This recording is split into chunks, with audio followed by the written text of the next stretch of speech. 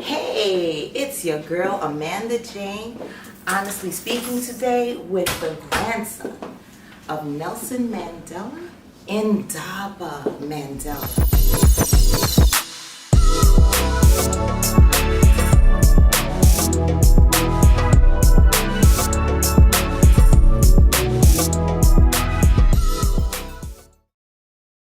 Mr. Ndaba, did I pronounce that right? Yes. Mandela, it's a Yes. pleasure to have you in our innovation lab. Thank you. You know, family, it's been a long time. I haven't seen my cousin in years. What you been up to? What up, cuz? You didn't know, right? Yeah. So what have you been up to? I've been promoting the book, doing my speaking engagements, trying to raise money for our foundation so we can kick off our leadership program next year. And of course, we are in preparation for the 100 years celebration concert being done by global citizens in Johannesburg on the 2nd of December. That's some good stuff. Now, I've been to your book signings. The people that turn out for your book signings are amazing because they travel from all over. And the key word is Nelson Mandela's grandson. So let's take a different approach. Going to the mountain, you know, it's like a revelation. I looked at it differently from beyond the traditionals that you talk about in the book. It reminds me you're going to the peak and you're just taking a world view. And you did mention something like that in the book in a conversation with your grandfather. Do you remember that particular, do you know what I'm referencing? The quotation that he says? Yes. He says, after climbing a great hill and you reach the top, you realize there are many more mountains that you have to climb. Exactly. So it's really good.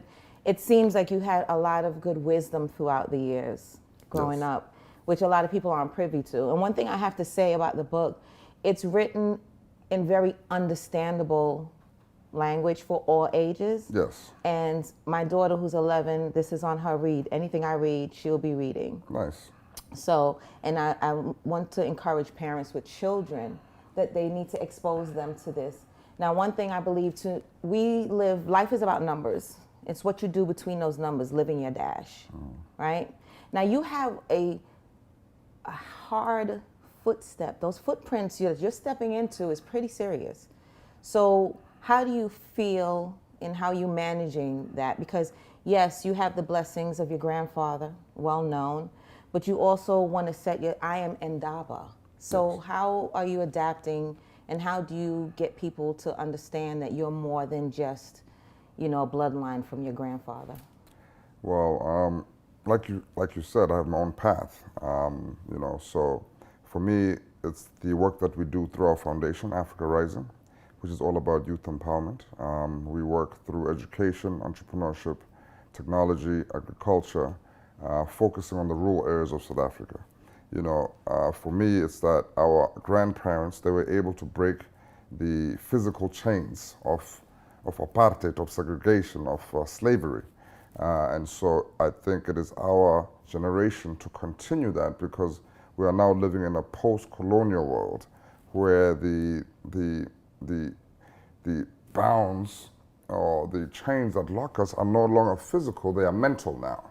You see, so, and the mental chains are a lot more difficult to break because you cannot see them. You know, unlike before you can say, oh, the judges are the ones who are against us or the police are against us. These days, it's us against us. Excellent. You know, it's me against myself. Absolutely. I am my worst enemy. And so, you know, it's important for us to be able to communicate with our children to say, I'm an African, I know what it means to be an African, and I am proud of it. And, you know, because we live in such a hyper-capitalist and hyper-consumerist world, you know, people get lost in trying to, you know, portray this social media life that I'm living my best life, I'm living the good life. Actually, we have a real life, you know what I mean? It's not just a social media life, but it's a real life, which goes with ups and downs. It's not always about popping bottles and, you know, having fun, but it's also about working hard and, you know, going through long hours. So it's really about, you know, trying to find a balance and make young people understand that it's not just about having the latest gadget or having the freshest sneakers, but it's really about how do we make sure that the community that we are living in, that we are able to grow as a community and take care of each other in that community. So, honestly speaking, tell me this. When you were younger, it seems like you had this struggle with holding on to certain traditions and cultures. Because you mentioned about learning to speak the language. So you want to touch on that? Because one of the things that gets lost is culture. So as a young boy, you recognize, I believe you asked your grandfather, why do I have to speak or learn it? And it was the best response. And I think people can read it, but I would like to hear it from you in your own words, because I know you carried that through. Yeah, I mean, you're talking about Afrikaans. Yes. Yes, so I didn't really think I needed to learn it because it's not my language, and it's the language of the former oppressor, right? But my grandfather, he used it as a tool to connect with his enemy, right? Because he says, speak to a person in a language that they understand, it goes to their head. Speak to a person in their own language and it goes to their heart. So it's really about how you are able to understand somebody, because language is a way to communicate. And a lot of the times it also shows you how people see the world. So my grandfather actually, he taught himself how to read and write and became fluent in Afrikaans. So by the time he actually got to prison, the prison wardens, obviously who were guarding him, they would receive letters from their loved ones because they were now on Robben Island. Many of them were young people. Some of them didn't finish school. And so Nelson Mandela actually had a much more comprehensive understanding of the language than the actual Afrikaners themselves. Right. And so sometimes they weren't able to read those letters. Madiba would actually take those letters and translate it for the warden.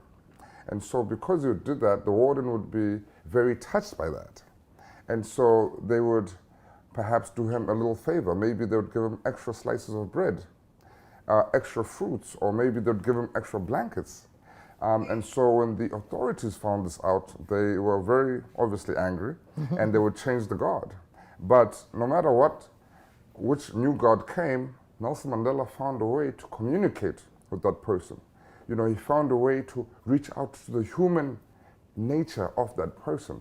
And through that, Nelson Mandela became friends with his warden. And so there was a rule on the prison that there's no warden that can guard Nelson Mandela for more than 3 months.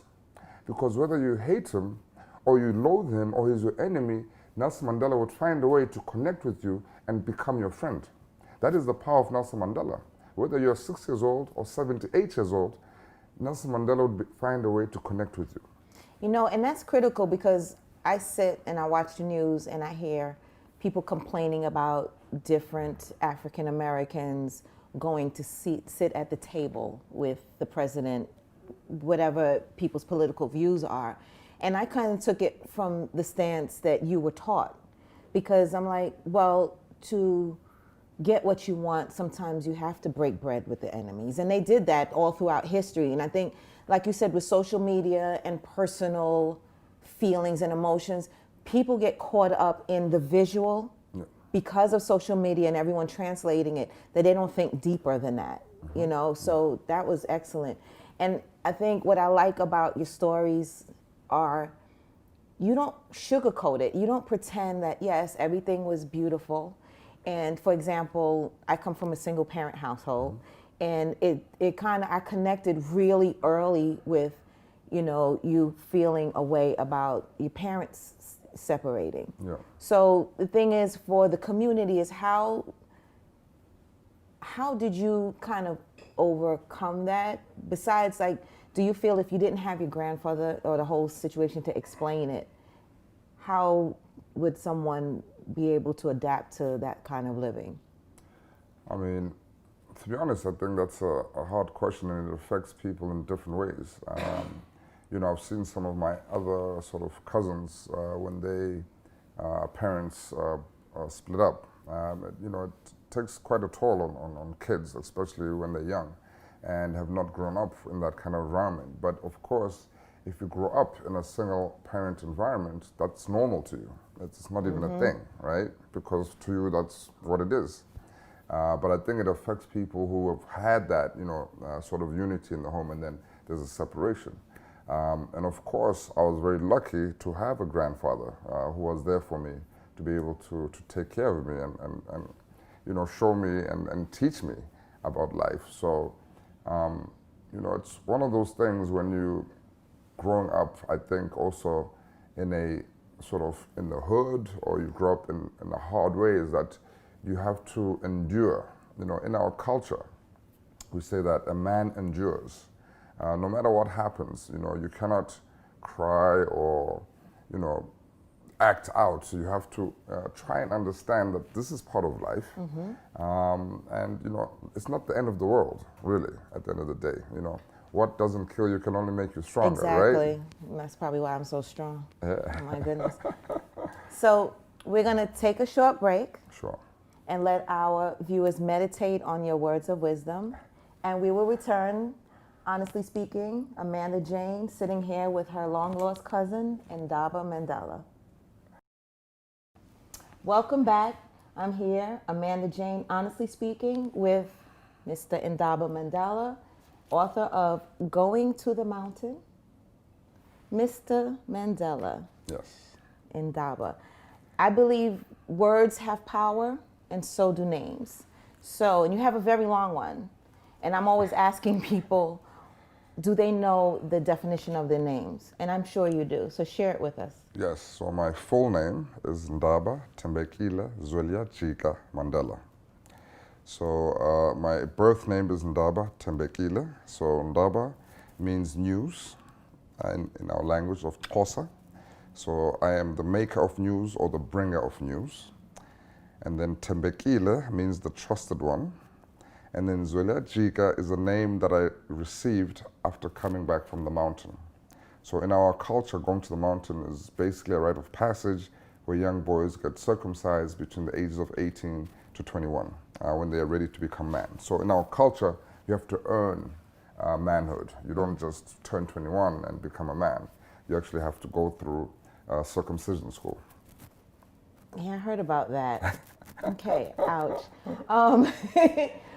Well, and you've proven my point on names, because when you were named, they had high expectations, and your ancestors must be smiling as they watch over you that you've lived up to it. I hope so. I'm sure they are. Now, you have beautiful children, because, Thank you. I see pictures on Instagram, and how do they understand, but how, the back and forward, how do you maintain the relationships and keep in touch? Because they're going to miss daddy. Yeah. Definitely takes a toll on my kids. My daughter's, she just turned 5, so she's not as, attached as my son. He's 7, turning 8 on the 12th. So, yeah, it takes a toll on the kids. And, really the best way is through video calls. I try to do at least once a week to do video calls with my kids. And I'm very happy that I'm actually going back home this Sunday. So I'm going to spend a full weekend with my kids next weekend. I'm expecting to see a lot of pictures on Instagram. You will. Because I know you're not shy on pictures. So it's wonderful. Yeah. Let's talk about Africa Rising. Now, one thing I noticed is, which was really impressive, is that you're looking for social media ambassadors. Yes. So share with me about that, because I thought that was really interesting.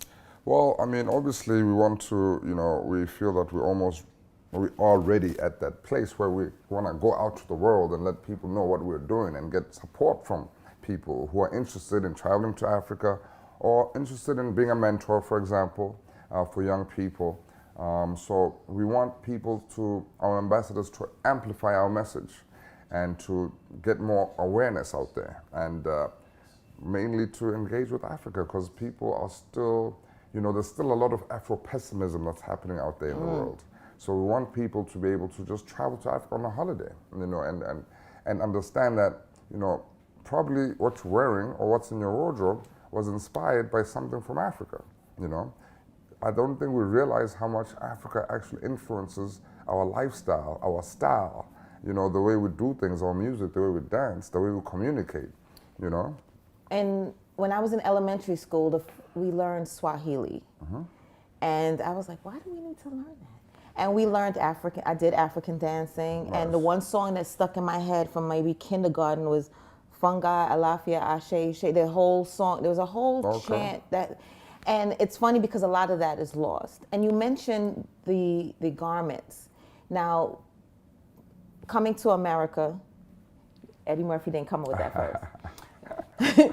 Coming to America and experiencing Labor Day, because I'm not an American born, even though I sound like one. Experiencing Labor Day, I do remember when we weren't in costumes. We wore dashikis. I have pictures of my father and my mother and even me. It was like the coolest thing. Tell us about dashikis, because I think a lot of people wear it, or the prints or the patterns. Is there some kind of connection or some kind of history behind that? I'm not really sure, to be honest, but it's more of a West African thing. Okay. We don't really have it in South Africa. But yes, they've become very popular. Actually, I was wearing one the other day out to a friend's restaurant, and one of the security guards was like, please, can you bring me one? I'd love to have one of those. And so I actually did bring him one, and he's never been so happy, you know, in his life. So it's just to show you that, you know, Africa is sort of coming back to the forefront. I just think that we've just had a really negative perception in the media. And that's one of the goals that we're trying to do as Africa Rising, you know, is to show people that Africa is actually there's large parts of Africa which look like this, you know, which have high-rise buildings, which have highways. So obviously, but they're always showing the negative side on the media in Africa. So I'd love to host you one day when you come and visit me in Johannesburg. Oh yes, I may actually be taking a trip to Kenya for some other reasons. So Kenya, okay, I got some people out there. Yeah, and it's funny you should bring that up, because one thing I think the viewers are not aware of, in Africa, they support maybe 60 to 70% of apps on Androids and iPhones, probably beyond your knowledge, because it's part of something that I was working on and researching. And then we found that the response rate, we had a greater response in Africa than here, because they appreciate the technologies and the things that we're doing, you know, to simplify life and to communicate. Yeah. So there is a positive space, and the education level is remarkable. I mean, the school systems. Yeah. So you have some very advanced youth coming up. So now, when you go back, how are you received? Are they expecting you to change the world when you go back home? Or are you just daddy Ndaba, cousin Ndaba? What are you, you know? Yeah, I think there's definitely a great expectation. Of course, you know, my grandfather was a president, so I think a lot of people expect me to follow in that kind of line. But you know, I feel that you know, one can affect change in many ways, not just necessarily through government, and that's why it's important, you know, the work that foundations do and, you know, non-profit organizations do. But of course, I think this model of non-profits is also going to cease to exist because it's unsustainable. You know, for us to continuously be relying on donors is not a sustainable way to go forward. So we also at Africa Rising are transforming our organization to a social enterprise. Oh, that's excellent. Yes. Now I know you've been engaging with the United Nations here. Tell me about that. So I have been an ambassador for United Nations AIDS, HIV/AIDS. That's awesome. For the past 8 years. I think I'm one of the longest serving ambassadors. And so I started with the World Cup in 2010, where we were basically getting the captains of teams as well as the presidents to sign a pledge to talk about HIV/AIDS in their communities and to make it a priority, right? And then we went to Brazil World Cup, where we went to the favelas, we went to orphanages, we went to stadiums, and we had a campaign. It was called Protect the Goal, you know, using football as an analogy to say that let us not allow HIV/AIDS to score a goal, right? know your HIV status, and use protection.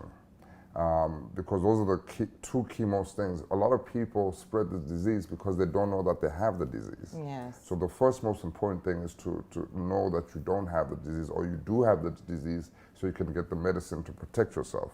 You know, protect the goal, protect yourself, protect your partner, protect your dreams, because we all have dreams that we want to achieve as young people. So really it's about protecting your dreams, your future, and your loved ones. So protect the goal. Yeah, we have to keep our generations as healthy as possible, because we are in a society where food is not processed the same, and there's just so much going on, so everything matters. That's interesting, because the natural expectation is that you're speaking to the UN about political things. So it's really nice that you're taking that health stance, which is important, and it has died down. Not died down, but it's become quiet, and it can't be quiet. It must stay on the forefront all the time, along with the other, diseases that's plaguing our country. Yep. That's really awesome. So where do you see yourself in the next 2-3 years, in 30 seconds or less? In the next 2-3 years, I want to have a strong presence as far as our foundation here in America. I hope to have completed my master's degree, and I hope that I will have an exchange program where I'm getting many African Americans to communicate and do business across each other's continents. Oh, that's very aggressive, progressive, and I like it. When we return, we'll talk to Ndaba Mandela about his master's degree here on Honestly Speaking with Amanda Jane. Ndaba, tell me about this master's degree you're working on. So I am looking at applying to one of the Ivy League colleges here in America to do a master's in public admin. Ivy League. Yes, of course. I mean, I need to go to the best and be with the best, right? You're already with the best right here on Honestly Speaking. 100%, 100%. You're never going to forget this engagement. Now, are your children, you take things back for your children, right? Yes. Okay, so I always do different things, different people, because, my cousins or my family, we're all unique. Mm-hmm. Do your children play with slime? I went to Slime Bash. It was the most interesting thing. Do your children know anything about slime or play with slime? Yeah, I think kids love slime, to be honest with you. Well, you don't let them make it at home. It's kind Not of... at home, no. Okay, it's not messier. So my daughter has sent for your children 2 of her slimes that she purchased at Slime Bash. Oh, wow, so thank she you. picked one for the boy, one for the girl. Nice. And just know that it won't leave stains, and they are scented. They have interesting smells. And I hate to admit, I ended up buying slime.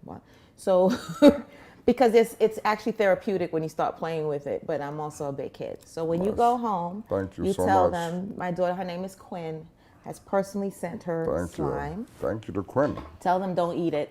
Yes. I won't be held responsible once. There you go.